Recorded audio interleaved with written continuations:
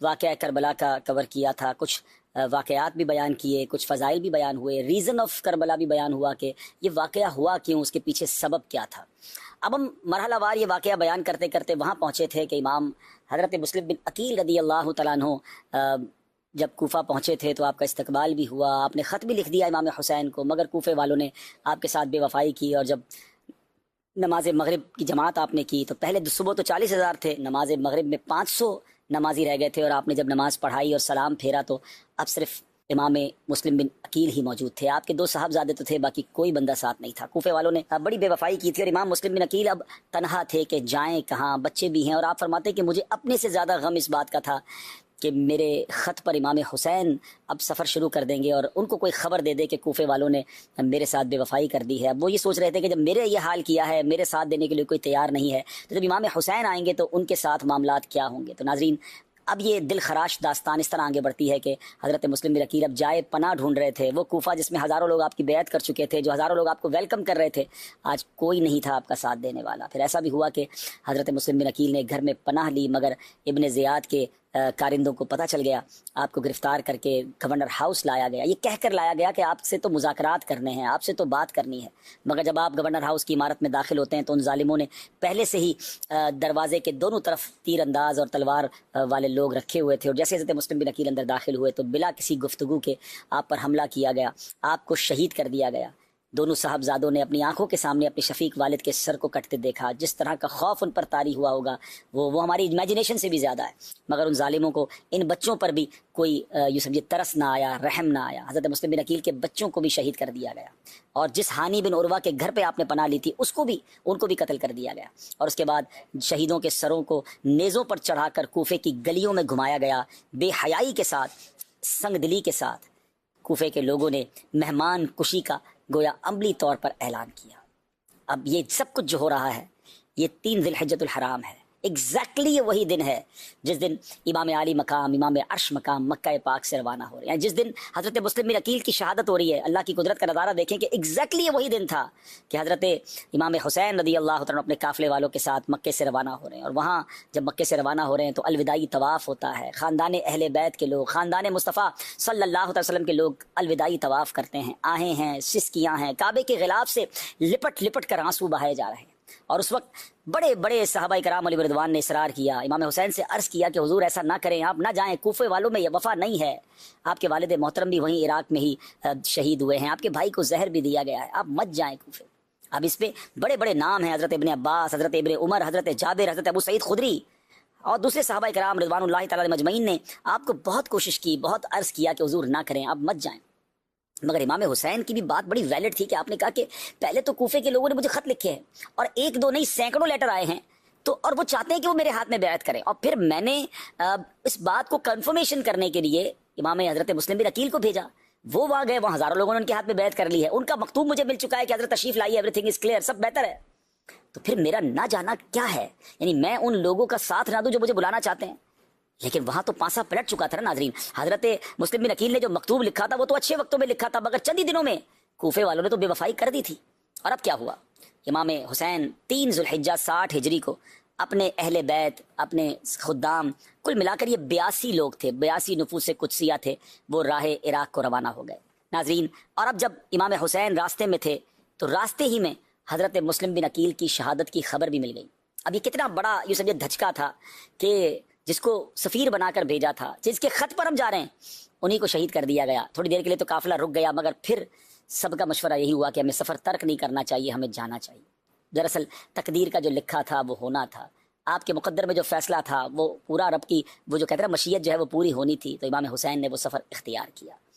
اب جب 2 منزل کوفہ رہ گیا تھا تو ایک یہ سمجھیے کہ گھڑ سوار نے اپنے 1000 گھڑ سواروں کے ساتھ، اپنے 1000 لوگوں کے لشکر کے ساتھ امام حسین کے لشکر کو انٹرسپٹ کیا، روکا، اور ان کا نام تھا حر بن یزید ریاحی، اور اس کے ساتھ 1000 ہتھیار والے سوار بھی تھے۔ تو انہوں نے کہا کہ مجھے ابن زیاد نے بھیجا ہے اور آپ کے لیے کہا ہے کہ آپ کو اپنے ساتھ لے کر جانا ہے۔ تو امام حسین نے کہا کہ میں تو لڑائی کرنے آیا نہیں ہوں، مجھے کس بات کی وجہ سے آپ گرفتار کرنے آئے ہیں؟ میں تو تمہارے خطوط کی وجہ سے آیا ہوں، اور مجھے سینکڑوں خطوط لکھے گئے ہیں کوفہ کے لوگوں کی طرف سے۔ اور کہتا ہے مجھے تو معلوم ہی نہیں آپ کو خط لکھے گئے، ہمارا اس سے کوئی تعلق نہیں، ہمیں آرڈر ملا ہے، ہم آپ کے پاس آ گئے۔ امام حسین نے کہا ٹھیک ہے۔ امام حسین نے پہلے تو وہ خط دکھائے، کافی سارے خطوط دکھائے، اور پھر کہا کہ اگر پھر بھی تم مجھے نہیں جانے دینا چاہتے یا تم نہیں پسند کرتے ہو کہ میں کوفہ جاؤں تو مجھے راستہ دے دو، میں واپس چلا جاتا ہوں، میں لڑائی کرنے تو آیا نہیں۔ ناظرین، یہ بات بڑی سمجھنے والی ہے کہ جس کو فائٹ کرنی ہو، جس کو لڑائی کرنی ہو، وہ بچے لے کے نہیں جاتا ساتھ، وہ فیملی کے لوگ لے کے ساتھ نہیں جاتا، وہ بغیر ہتھیار کے نہیں جایا جاتا۔ تو امام حسین تو آپ سوچیے ان کی ازمپشن کیا تھی، ان کی سوچ کیا تھی کہ وہاں تو ویلکم کیا جائے گا، وہاں تو لوگ بیعت کریں گے، حضرت مسلم بن عقیل کے ہاتھوں میں ہزاروں لوگوں نے بیعت کر لی ہے، تو آپ تو اس خیال سے جا رہے ہیں کہ وہاں جا کے اسلام کی دعوت، نیکی کی دعوت، لوگوں کی اصلاح کی باتیں کرنی ہیں، اور یہاں تو معاملہ ہی کوئی اور تھا۔ لیکن حر کے دل میں اہل بیت کی محبت بھی تھی، وہ بے ادبی نہیں کرنا چاہتا، وہ کہتا حضور میں مجبور ہوں، مجھے حکم ملا ہے، اس لیے مجھے اس پر عمل کرنا ہے۔ لیکن امام حسین رضی اللہ تعالیٰ فرماتے رہے کہ مجھے واپس جانے دو۔ بہرحال نماز کا وقت ہوا تو امام حسین نے کہا میں نماز پڑھنی ہے، اگر آپ اپنی نماز الگ پڑھنا چاہتے ہیں تو پڑھ لیں۔ تو کمال دیکھیں کہ حر کہتے ہیں کہ نہیں، نماز تو میں نے آپ ہی کے پیچھے پڑھنی ہے۔ امام حسین نے امامت کی، اپنے قافلے والوں کی بھی امامت کی، اور حر اور ان کے قافلے والوں نے بھی آپ کے پیچھے نماز پڑھی۔ مگر ابن زیاد کو کچھ کہتے نا بھنک پڑ گئی کہ حر وہ سختی نہیں کر پا رہے جو کرنی چاہیے، معاذ اللہ اس کا ارادہ تو کچھ اور تھا نا۔ تو اب حر ابن زیاد نے اپنے جاسوس بھیجے کہ جا کر دیکھو کہ حر کا امام حسین کے ساتھ معاملہ کیا ہے۔ اب پیغام یہ آیا کہ آپ یزید کے ہاتھ بیعت کر لیں یا پھر ہم آپ کو گرفتار کر لیں گے۔ امام حسین فرماتے ہیں کہ مجھے تو بیعت کروانے کے لیے بلایا گیا تھا۔ آپ سوچے تو صحیح کہ کیفیت دل کی کیا ہوگی، مکتوب بھیج کر بلایا گیا، یہ کہہ کر بلایا گیا کہ آپ کے ہاتھ پر بیعت کرنا، اور جب کوفے کے قریب پہنچتے تو کوفے میں داخلہ بھی نہیں مل رہا، اور کہا یہ جا رہا ہے کہ آپ نے یزید کے ہاتھ پہ، اس بدکار کے ہاتھ پہ بیعت کرنی ہے۔ امام حسین نے مدینہ منورہ میں بھی منع کیا تھا، یہاں بھی منع فرما دیا، اور اب جب یہ اطلاع پہنچی ابن زیاد کو کہ وہ بیعت کرنے کے لیے تیار نہیں ہے، تو اس بدبخت نے ایک اور لشکر بھیجا، اور اس لشکر کا سپہ سالار ابن سعد کو بنا کر بھیجا۔ اور ابن سعد جب نہیں چاہتا تھا کہ میں معاذ اللہ امام حسین کے شہادت یا ان کے قتل کا بوجھ اپنے سر پہ، وہ بڑی پس و پیش سے کام لیتا رہا، کہا سوچو تو صحیح کہ کس کے خلاف لڑائی ہو رہی ہے، یہ تو نواسہ رسول ہے، وہ نہیں چاہتا تھا کہ یہ گناہ اس سے ہو۔ مگر اب لالچ، آپ کو یاد رہے کہ ابن سعد اس وقت رے کا گورنر تھا، رے جو آج کل ایران کا شہر تہران ہے، تو اس کو یہ کہا گیا کہ ٹھیک ہے اگر تم نے لڑائی نہیں لڑنی، تم نے گرفتار نہیں کرنا، یا تم نے ان کے ساتھ مقابلہ نہیں کرنا، تو گورنر چھوڑ دو۔ ایک طرف دنیا کی گورنری ہے، ایک طرف دنیا کا مال ہے، اور دوسری طرف اسے یہ احساس بھی ہے کہ میں کتنی بڑی غلطی کرتے جا رہا ہوں۔ یہاں میں ایک اور بات بتاتا چلو ناظرین کہ جب شیطان دل پر قبضہ کرتا ہے تو انسان سے کیسے کیسے گناہ کرواتا ہے۔ آپ کو معلوم ہے ابن سعد کون تھا؟ یہ کوئی اور نہیں، حضرت سعد بن ابی وقاص کا بیٹا۔ جی جناب، یہ وہی حضرت سعد بن ابی وقاص رضی اللہ تعالیٰ عنہ جو قطعی جنتی ہیں، اور ان کا مرتبہ اللہ اکبر۔ دیکھیں، اور صحابہ جب نبی پاک سے گفتگو کرتے، عرض و معروض کرتے، تو کہتے فدا کا امی و ابی یا رسول اللہ، حضور ہمارے ماں باپ آپ پر قربان۔ مگر غزوہ احد کا موقع ہے، حضرت سعد تیر چلا رہے ہیں، آپ کو تیر بہت زبردست چلانے آتے تھے، تو نبی پاک ان کے پیچھے سے انہیں تیر پکڑاتے جاتے تھے اور فرماتے تھے اے سعد تیر چلاؤ، تجھ پر میرے ماں باپ قربان۔ یعنی نبی پاک جس صحابی کے بارے میں یہ فرمایا اس کا مرتبہ کیا ہوگا۔ مگر انہی کے بیٹا جب شیطان دل پر قبضہ کرے، لالچ دل پر قبضہ کرے، تو کیا کچھ نہیں کروا بیٹھتی۔ ایک بات پھر سمجھنی ہے کہ بیٹے کی خطا کی وجہ سے، بیٹے کے بدبخت ہونے کی وجہ سے کبھی بھی باپ کو برا بھلا نہیں کہا جائے گا۔ یہ بات ہمیشہ آپ یاد رکھیں، یہ اللہ تعالیٰ کی مشیت ہے۔ کبھی کسی ولی کے یہاں ڈاکو پیدا ہو جاتا ہے اور کسی ڈاکو کے یہاں ولی بھی پیدا ہو سکتا ہے، تو ہمیں کبھی یقیناً والد تو کوشش ہی کر سکتا ہے نا، مگر ہدایت اللہ کی طرف سے، جس کے نصیب میں بدبختی لکھی ہے بدبختی آ جاتی ہے۔ تو بہرحال ذرا غور کیجئے ناظرین، 22,000 کا لشکر جمع ہو گیا، اور یہ ایسا لشکر ہے، یہ عجیب و غریب، دنیا نے کبھی ایسا منظر نہیں دیکھا ہوگا کہ 82 لوگوں کے مقابلے کے لیے 22,000 کا لشکر بھیجا جائے۔ اصل میں یہ جانتے تھے کہ یہ شیر خدا کی اولاد ہے، یہ آل رسول ہیں، یہ اہل بیت ہیں، ان کی رگوں میں اسد اللہ شیر خدا مولا علی کا خون دوڑ رہا ہے، ان سے مقابلہ آسان نہیں ہے۔ 22,000 کا لشکر ہے، اور ان ظالموں نے ایک اور کام کیا کیا ناظرین کہ وہاں فرات نہر قریب ہی تھی، ادھر پانی بند کر دیا، خاندان نبوت کے لوگوں کو پانی بھی نہیں پینے دیا گیا ہے۔ اور آپ یعنی ذرا سوچے کہ پانی قریب ہو اور پانی نہ پینے دیا جائے، یہ بات بہت زیادہ جلدی سمجھ سکتا ہے جو کبھی 1-2 دن فاقے سے رہا ہو۔ 3 دن کے بھوکے پیاسے ہیں، جس میں خواتین بھی ہیں، بچے بھی ہیں، تاکہ ان کے اندر نکاحت آ جائے، ان کی جو قوت ہے وہ تھوڑی ویک ہو جائے، ان سے لڑائی کرنا آسان ہو جائے۔ بہرحال ناظرین، یہ 3 دن بھی گزر گئے، اور اس کے بعد امام حسین رضی اللہ تعالیٰ عنہ نے جس مقام کے بارے میں معلوم کیا کہ یہ مقام کون سا ہے، تو بتایا گیا کہ یہ تو کربلا کا مقام ہے۔ یہ محرم کی اب 2 تاریخ ہو چکی تھی، تو امام حسین واقف تھے کہ آپ کی شہادت کا مقام کربلا ہی ہے، جہاں اہل بیت کو راہ حق میں اپنے خون کی ندیاں بہانی ہوں گی۔ اب اس دن امام حسین کو نبی پاک علیہ الصلوۃ والسلام کی زیارت نصیب ہوتی ہے، اور پیارے آقا علیہ الصلوۃ والسلام نے آپ کو شہادت کی خبر بھی دی، اور آپ کے سینہ مبارک پر اپنا دست اقدس رکھ کر دعا فرمائی، اللہم اعط الحسین صبرا و اجرا۔ عجیب وقت ہے ناظرین، سلطان الدارین کے نور نظر کو صدہا تمناؤں سے مہمان بنا کر بلایا گیا، عرضیوں اور درخواستوں کی لائن لگا دی گئی، اور جب اہل کوفہ راتوں کو اپنے مکانوں میں امام کی آمد کی تشریف آوری کے خواب دیکھتے تھے، جماعتیں مدتوں تک صبح سے شام ان کے انتظار میں کھڑی رہیں، لیکن جب وہ کریم مہمان اپنے کرم سے ان کی زمین میں تشریف لاتے ہیں تو کوفیوں کا لشکر انہیں ان کا سامنا کرتا ہے، نہ شہر میں داخل ہونے دیتا ہے، نہ وطن واپس جانے دیتا ہے۔ اللہ اکبر۔ اب میرے پیارے اسلامی بھائیوں، امام حسین رضی اللہ تعالیٰ عنہ اور ان کے جو ساتھی ہیں وہ 3 دن کے بھوکے پیاسے ہیں۔ اب یہاں میں ایک اور بات ناظرین آپ کے سامنے رکھنا چاہتا ہوں۔ ابھی آپ نے سنا کہ ابن سعد صحابی رسول کا بیٹا ہے، مگر سامنے گورنری کا لالچ ہے۔ یہ یزیدیوں نے، یہ ابن زیاد کے لشکر والوں نے اتنا بڑا ظلم کر کیسے لیا؟ آپ کو معلوم ہے امام حسین نے جب یہ مقابلہ ہوا نا تو اس وقت امام حسین نے باقاعدہ خطبہ دیا۔ جی ہاں، جب 10 محرم کا دن آ گیا تو امام حسین نے جب دیکھا کہ اب یہ مان نہیں رہے تو امام حسین نے اپنے اس خیموں کے گرد جہاں خواتین تھی خندق کھدوائی اور آگ جلوا دی تاکہ خیمے کے لوگ جو ہے وہ سیکیور رہیں، عورتوں پر اور بچوں پر حملہ نہ ہو جائے۔ اب امام حسین نے جمعہ کی صبح فجر کی نماز ادا کی، آخری نماز گویا با جماعت ادا کی، بڑی رکت انگیز دعائیں ہوئیں، اور اس کے بعد امام صاحب خیمے سے باہر تشریف لائے۔ 3 دن کے بھوکے پیاسے ہیں، اور اب امام حسین نے اس گرم ریت پر ایک خطبہ فرمایا۔ ناظرین یہ تاریخی خطبہ ہے، یعنی امام حسین رضی اللہ تعالیٰ عنہ نے اتمام حجت کے سارے کام کیے۔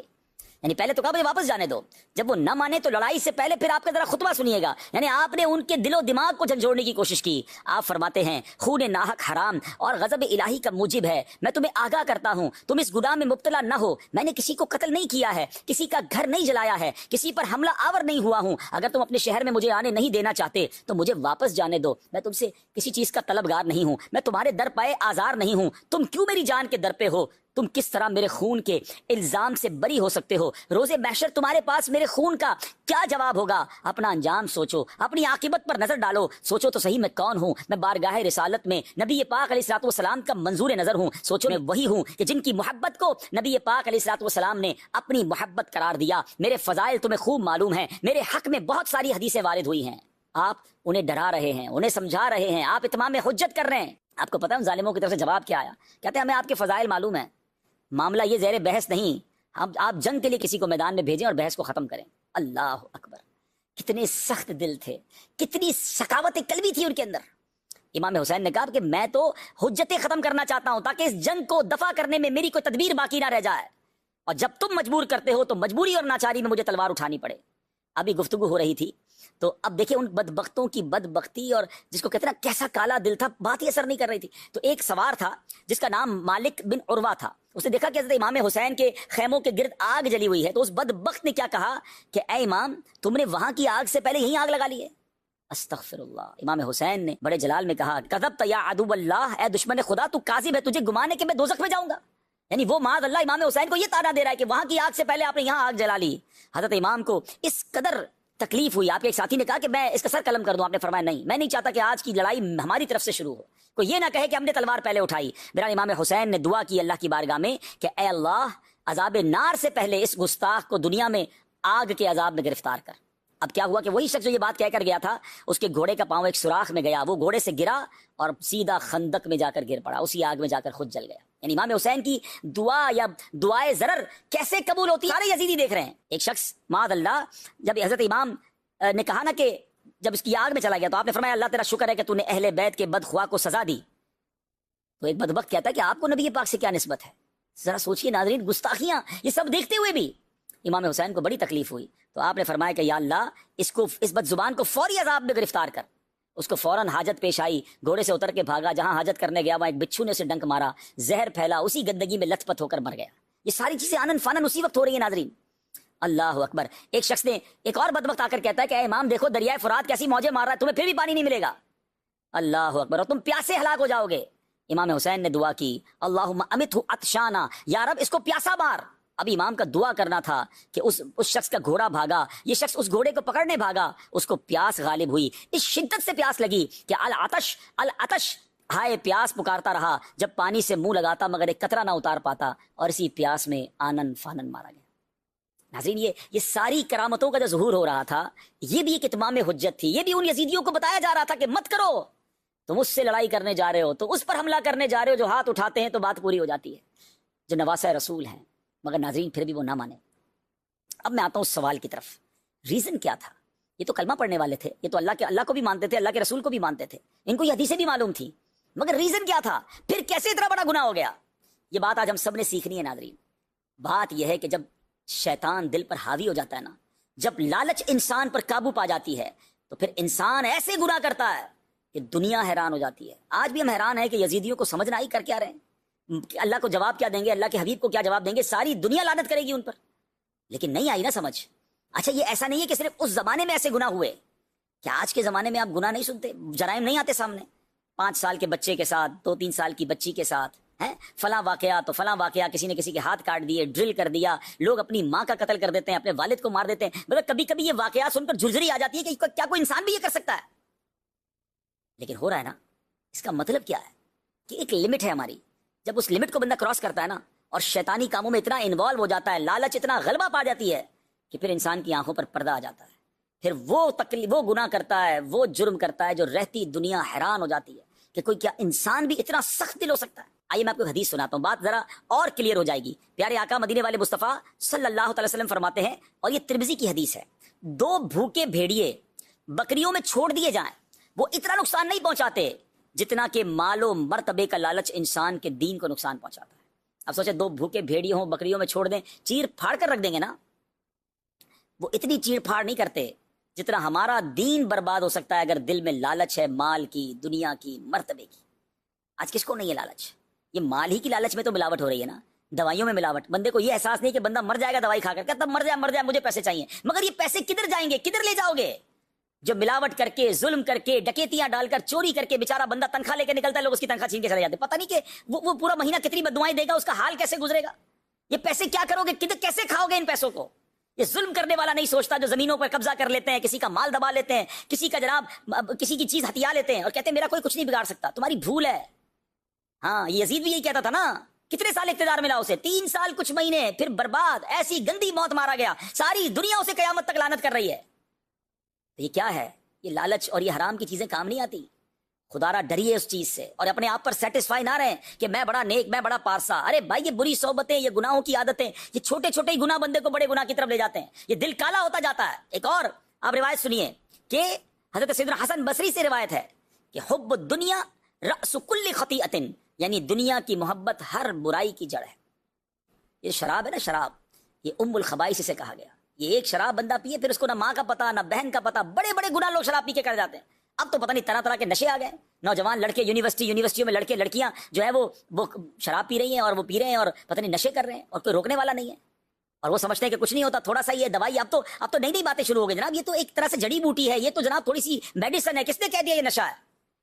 ارے جناب اسی سے تو لوگ آگے بڑھتے بڑھتے پھر ہمیں گندی نالیوں پہ گرے ہوئے نظر آتے ہیں, اپنا جسم بیچتے ہوئے نظر آتے ہیں, اپنے بڑے بڑے گناہ کرتے نظر آتے ہیں. اب تو کیا کچھ انٹرنیٹ پر ڈارک ویب سائٹ اور پتہ نہیں کیا کیا ہم سن رہے ہیں. یہ سب کیا ہو رہا ہے؟ یہ سب شیطان نے ان کے دل مٹھی میں لیے ہوئے ہیں. ان سے وہ جرائم کروا رہے ہیں جو ہمارے تصور بھی نہیں ہم کر سکتے. ہم زبان سے اس کو بیان بھی نہیں کر سکتے. ہم کہتے ہیں یزیدیوں نے کیا, یقیناً بہت غلط کیا, برباد ہو گئے وہ لوگ, ہو بھی چکے اور آئندہ بھی ہوں گے. مگر آج کون سا کام ٹھیک ہو رہا ہے؟ آج بھی تو یزیدی طریقے پر لائف گزر رہی ہے, آج بھی تو شیطان کی باتیں مانی جا رہی ہیں. خدا را اپنے آپ کو بچائیے, اچھی صحبتیں اپنائیے, صحابہ اور اہل بیت کی محبت کی باتیں کیجیے. آج ہمیں اپنے صحابہ, اپنے اہل بیت, بزرگوں سے, اللہ والوں سے دور کرنے کی سازش کی جا رہی ہے.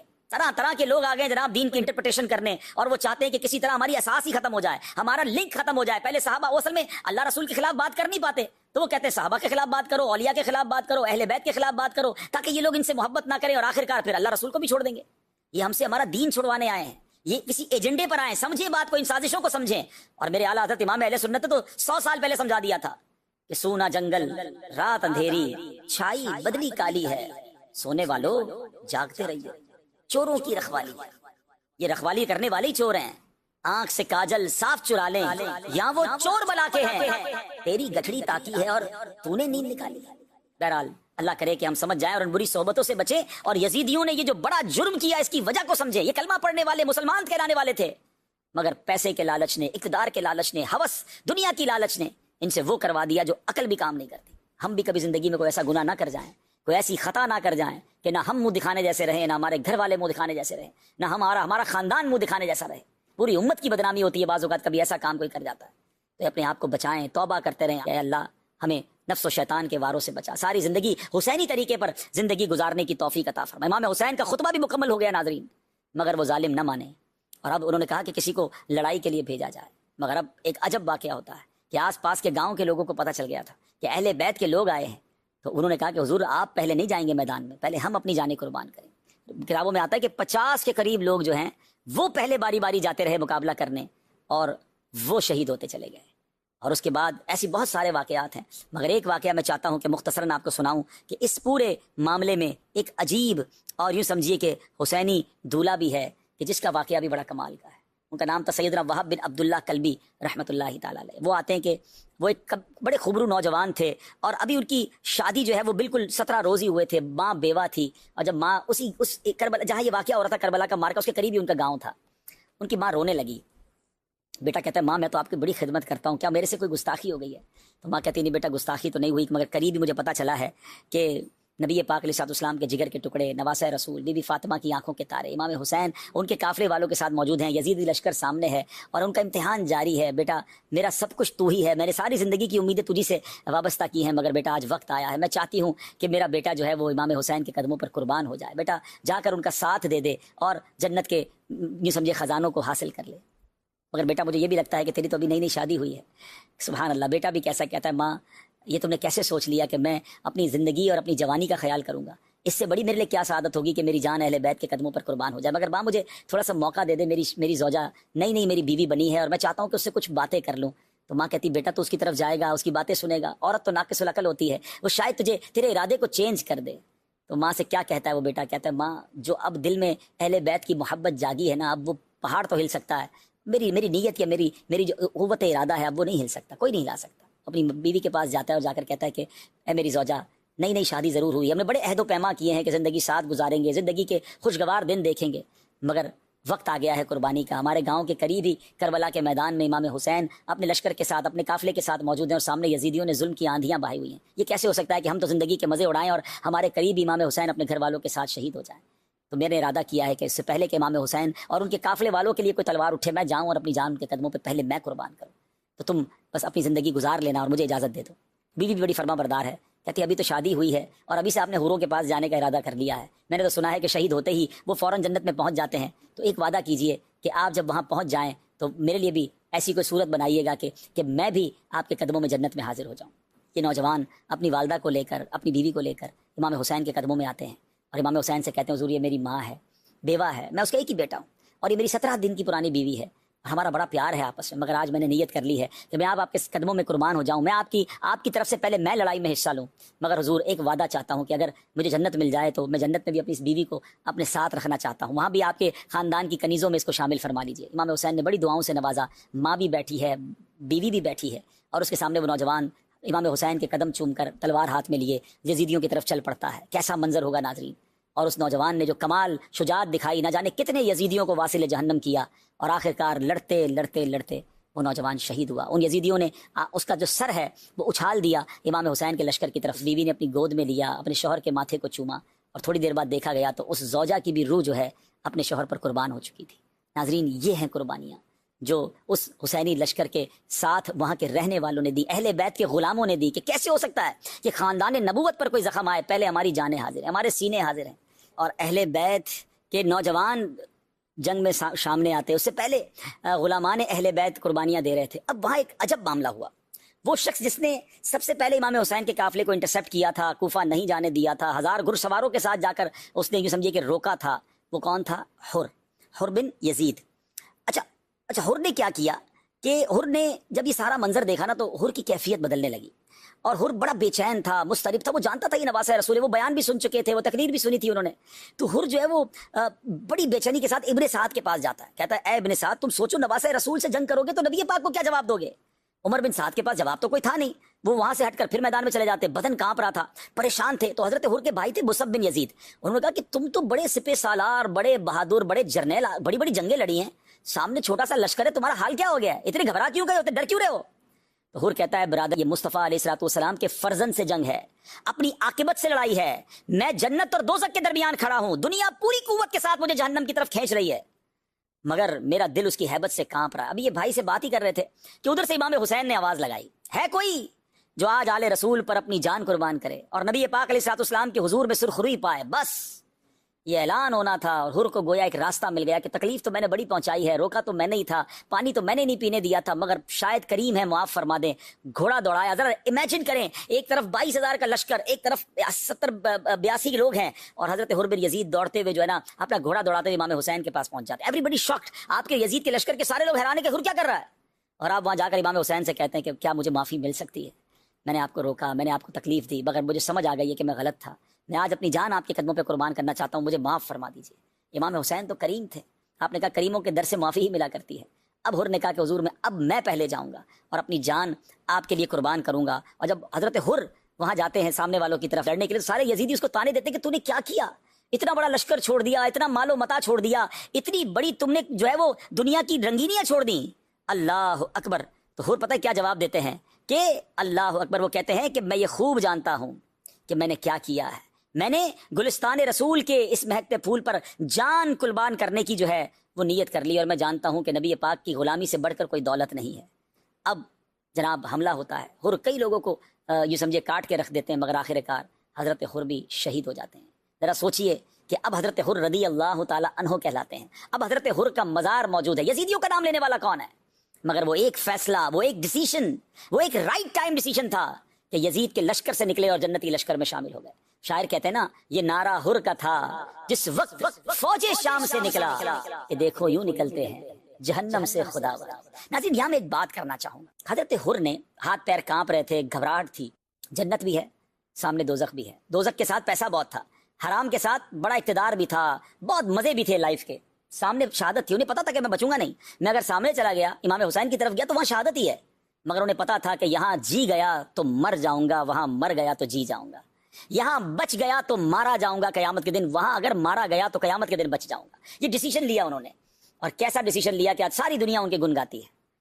ہم میں سے کئی لوگ ایسے ہوں گے، ذرا غور سے سنیے گا، جو اس وقت شاید ملتی جلتی کیفیت میں ہے، کوئی حرام کما رہا ہے، کوئی رشوت کا کام کر رہا ہے، کوئی سود کا کام کر رہا ہے، کوئی شراب پی رہا ہے، کوئی نشہ کا کام کر رہا ہے، کوئی ڈرگز بیچ رہا ہے، کوئی ڈکیتی کر رہا ہے، کوئی چوری کر رہا ہے، کوئی ظلم کر رہا ہے، کوئی جھوٹ بول رہا ہے، کوئی بدکاریاں کر رہا ہے، کوئی بری صحبتوں میں ہے، بے حیائی کے والے دوستوں میں ہے، گندی دوستیاں لگائی ہوئی ہیں۔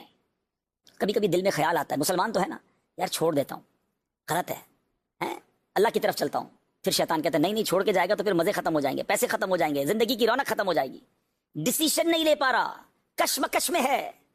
حضرت حر کے اس فیصلے کو یاد کیجئے ناظرین، کیا شاندار فیصلہ کیا، چند قدم کیا چلے، وہ یزیدی سے حسینی بن گئے، وہ یزیدی سے رضی اللہ تعالی عنہ بن گئے، جن کا کوئی نام لینے والا نہیں تھا، آج ساری دنیا ان کا نام لینے والے بن گئی۔ کیوں؟ کریکٹ فیصلہ کیا، رائٹ ٹائم پر فیصلہ کیا۔ ہم میں سے بہت سارے لوگ ہیں جو صرف سوچ ہی رہے ہیں، چھوڑ دوں گا یار، تھوڑے دنوں بعد چھوڑ دوں گا، شراب کا کام چھوڑ دوں گا، رشوت چھوڑ دوں گا، سود چھوڑ دوں گا، غلط کام چھوڑ دوں گا، چھوڑ نہیں رہے، اور کہیں ایسا نہ ہو یہی بری عادت لے کر قبر میں چلے جائیں، موقع ہی نہ ملے چھوڑنے کا۔ میں آپ کو صحیح بتاؤں، یہ آج ہی کا تو دن تھا نا، 10 محرم ہی کا تو دن تھا جب حضرت حر نے یہ فیصلہ کیا تھا کہ آج میں اور آپ یہ فیصلہ نہیں کر سکتے؟ This is the right day for the right decision, بہترین موقع ہے اچھا فیصلہ کرنے کا۔ آؤ نا آج فیصلہ کر لیں کہ میں چل پڑتا ہوں اللہ کی رحمت کی طرف، میں چھوڑ دیتا ہوں حرام چیزیں، میں چھوڑ دیتا ہوں حرام کمائی، میں چھوڑتا ہوں حرام صحبتیں۔ تم ایک کام غلط چھوڑو تو صحیح، وہ رب کی رحمت تم پر برسنا شروع ہو جائے گی، حلال کے دروازے کھل جائیں گے، سکون کے دروازے کھل جائیں گے، برکت کے دروازے کھل جائیں گے۔ کب تک سوچتے رہو گے کہ کروں یا نہ کروں؟ ارے کر لو آج۔ آج حضرت حر کا وہ پیغام، کربلا کا میدان ہم سب کو پکار رہا ہے کہ آ جاؤ اللہ کی طرف، چھوڑ دو یہ برے کام۔ بلکہ اگر مجھے کوئی غیر مسلم بھی سن رہا ہے نا، میں تو اس کو بھی دعوت دیتا ہوں، آ جاؤ اسلام کی طرف، آ جاؤ میرے اللہ کے دین کی طرف، یہی راہ نجات ہے، یہی آخرت کے لیے تم سب کے لیے بھی۔ ایسے مجھے معلوم ہے کہ کئی لوگ ہیں جو مسلمان نہیں ہیں مگر کربلا والوں سے محبت کرتے ہیں۔ اگر کربلا والوں سے محبت کرتے ہو تو ان کے خدا سے بھی محبت کر لو نا، وہ جس کا کلمہ پڑھتے ہیں اس نبی کا کلمہ بھی پڑھ لیجئے نا، آ جائیے۔ تو آج موقع ہے چل پڑنے کا، چھوڑیے بری چیزیں اور نیکی کی طرف چل پڑیے۔ یہ کر لیا حضرت حر نے اور کامیاب ہو گئے۔ ناظرین اب حضرت حر بھی شہید ہو گئے، اب ایک ایک کر کے خاندان نبوت کے، خاندان رسالت کے چشم و چراغ جانے لگے، ہاتھ میں تلوار لیتے اور پشتوں کے پشتے لگا دیتے۔ ابن سعد کا یہ کہنا ہے کہ اگر ہم کوئی فریب نہ لاتے، ہم پلاننگ غلط نہ کرتے، ایک ساتھ حملہ نہ کرتے، ان کو بھوکا پیاسا نہ رکھتے، تو شاید 22,000 کا لشکر بھی ان پہ قابو نہ پا سکتا تھا، کیونکہ یہ ذوالفقار چلانے والے مولا علی کی اولاد میں سے تھے، ان کی رگوں میں مولا علی کا خون چلتا تھا، وہ فاتح خیبر کی اولاد تھے۔ ایک ایک کر کے خاندان نبوت کے چشم و چراغ شہید ہوتے گئے، اور پھر علی اکبر نے اجازت چاہی۔ علی اکبر کون ہے؟ امام حسین کے بڑے صاحبزادے، ہم شکل مصطفیٰ ہیں، جوان۔ امام حسین نے ان کو بھی اجازت دی، اور انہوں نے کئی یزیدیوں کو ان کے سر کاٹے، ان کو تہو تیغ کیا، خاک میں خون آلود کیا، مگر آخر کار بھوک بھی تھی، پیاس بھی تھی، نکاہت بھی تھی، آپ بھی زخموں سے چور چور ہو کر شہید ہو گئے۔ اب آپ کے گھر والوں نے دیکھا کہ علی اصغر بہت رو رہے ہیں، 6 مہینے کے ہیں، پیاسے ہیں، 3 دن سے بچہ پانی نہ پیے تو کیا حال ہوگا، دودھ بھی ختم۔ تو کہا کہ چلو ان کو تو آپ لے جائیں اور جا کر ان کو تو یہ بدبخت پانی پینے دیں گے۔ تو امام حسین انہیں ہاتھ میں لے کر باہر آتے ہیں اور کہتے ہیں مجھے نہ دیں، صرف اس کو پانی دے دیں۔ مگر ان بدبختوں کی بدبختی دیکھیں کہ ایسا تیر تاک کر چلایا کہ حضرت علی اصغر کے گلے میں پیوست ہو گیا، پیاسا گلا، پانی تو نہ دیا مگر شہید کر دیا۔ امام حسین جب واپس آنے لگے نا تو خاندان کے لوگ سمجھے کہ پانی مل گیا، جبھی تو پرسکون لیٹے ہیں ہاتھ میں ہیں، جبھی تو لگتا ہے کہ ہل بھی نہیں رہے، رو بھی نہیں رہے، تو لگتا ہے پانی مل گیا ہے۔ تو گھر والوں نے پوچھا کہ کیا پانی مل گیا؟ تو امام حسین فرماتے ہیں کہ جام کوثر پینے، کوثر سے سیراب ہونے نانا جان کے پاس علی اصغر روانہ ہو گئے۔ ہائے ہائے ہائے، آپ سوچیں یہ کیسا ظلم ہے۔ اور اب اس کے بعد امام حسین کی باری تھی، 10 محرم ہی کا دن تھا۔ امام حسین اب اس قافلے میں آخری بچتے ہیں عابد بیمار کے بعد، کیونکہ حضرت عابد بیمار تو بیمار تھے، حضرت امام زین العابدین مولا حضرت امام حسین اب ذوالفقار تلوار لے کر جاتے ہیں اور بہت سارے یزیدیوں کو خاک و خوب میں نہلا دیتے ہیں، جس طرف رخ کرتے ہیں لشکر کا لشکر تہو تیغ ہو جاتا ہے۔ مگر آخر کار آپ بھی پیاسے تھے، کئی دنوں کے پیاسے تھے، زخموں سے چور چور ہو کر آپ بھی شہید ہو جاتے ہیں۔ ان ظالموں کو اس پر بھی بس نہیں ہوتی، آپ کا سر انور تن سے جدا کر کے وہ ظالم نیزے پر اٹھاتے ہیں۔ مگر ناظرین، جب ان کا سر انور نیزے پر اٹھایا جاتا ہے تو اس وقت بھی آپ کا سر انور تلاوت قرآن کر رہا ہوتا ہے۔ اللہ اکبر!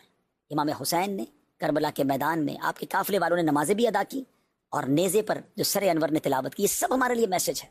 عبادت ہو تو ایسی ہو، تلاوت ہو تو ایسی ہو، سر شبیر تو نیزے پہ بھی قرآن سناتا ہے۔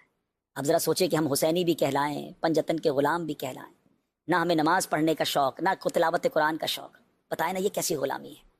امام حسین تلوار کے سایوں میں نماز پڑھیں، ہم اپنے بیڈ روم میں رہیں اور ہماری فجر کی نماز قضا ہو جائے، ہم آفس میں جائیں تو ظہر اثر مغرب قضا ہو جائے، ہم دوستوں میں جائیں تو عشاء قضا ہو جائے۔ یہ کیسی حسینیت ہے، یہ کیسی پنجتن پاک کی غلامی ہے۔ ان کا سر انور تو نیزے پہ تلاوت کرے اور ہمیں تلاوت قرآن کرنا ہی نہ ہے۔ یہ بڑی تعداد ہم میں وہ ہے جو پورا سال قرآن نہیں پڑھتی ہے۔ نہ کرے ناظرین ایسا، خدا را حسینیت، اگر حسینی واقعی بننا ہے نا تو نماز کے پابند بنے، قرآن کے پابند بنے، ظلم سے دور رہیں۔ یزیدی ظالم تھے نا، ہم کہتے ہیں ہم ظالم نہیں ہیں، ہم سمجھتے کسی کا قتل کرنا ہی ظلم ہے۔ ارے کسی کو برا بھلا کہنا بھی تو ظلم ہے، کسی کا دل دکھانا بھی تو ظلم ہے، کسی کا مال دبا لینا بھی تو ظلم ہے، کسی پر روب جمانا بھی تو ظلم ہے۔ ظلم کی تو بہت ساری قسمیں ہیں نا۔ امام حسین مظلوم تھے، یزیدی ظالم تھے۔ ہم مظلوم بن جائیں مگر ظالم نہ بنیں۔ لوگ کہتے ہیں میں کیسے مظلوم بن جاؤں، مجھ پر ظلم ہوا ہے میں تو بدلہ لوں گا، میں تو اینٹ کا جواب پتھر سے دوں گا۔ پھر کیسے حسینی ہیں؟ ہمارا کام بدلہ لینا نہیں، ہمارا کام معاف کرنا ہے، ہمارا کام درگزر کرنا ہے، ہمیں ہماری وجہ سے کسی مسلمان کو تکلیف نہ پہنچے۔ تو بہرحال کربلا کا واقعہ آپ نے سنا، بہت کچھ پیغام دیتا ہے یہ کربلا کا میدان۔ نماز کا پیغام دیتا ہے، صبر کا پیغام دیتا ہے، تلاوت کا پیغام دیتا ہے، لالچ اور دنیا کے اقتدار اور مال کی لالچ سے بچنے کا پیغام دیتا ہے، اللہ کی رضا پر راضی رہنے کا پیغام دیتا ہے۔ اللہ کرے کہ ان میسیجز کو ہم ریسیو کریں اور اپنی زندگی میں یہ بدلاؤ لائیں۔ اللہ مجھے بھی عمل کرنے کی توفیق دے، آپ کو بھی توفیق نصیب فرمائے۔ آخر میں منقبت میں تو پنجتن کا غلام ہوں، اس کے 2 اشعار سن کر ہم اپنے پروگرام کو ختم کرتے ہیں۔ صلو علی الحبیب صلی اللہ تعالی علی محمد۔